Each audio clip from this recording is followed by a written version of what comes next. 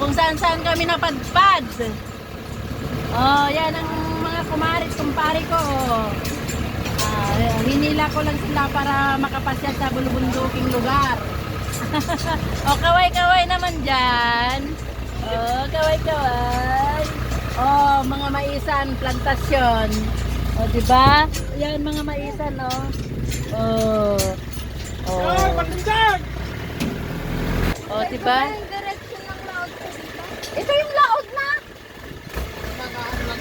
Magbibilta lang. Oh, ang gandang pagmasdan mo para yung kamaisan. Magtsamba nilang mga mais nila ngayon. Kasi naulanan, no? Tsamba talaga. Naulanan. Tsamba nila. Oh, yan ang mga kamaisan, no?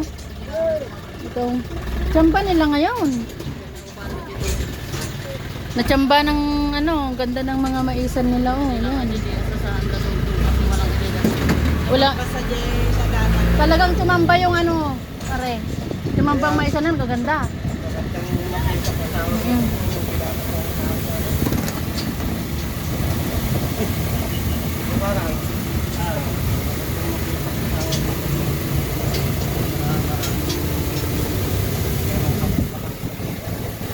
O, diba ang bonggang aming trip? Talagang sanay na sa life ng Pilipinas tingin sa sakin namin. With aircon yan. Diba?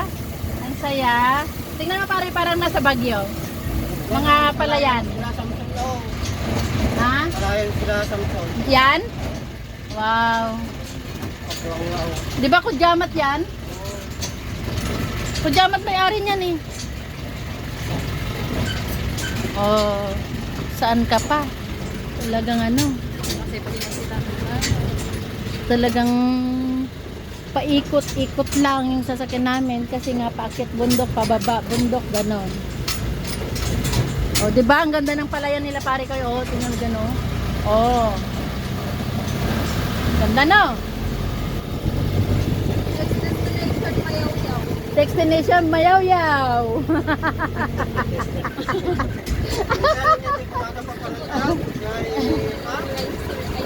Mayaw-yaw. Punta daw tayo sa Rice Terraces. Wow.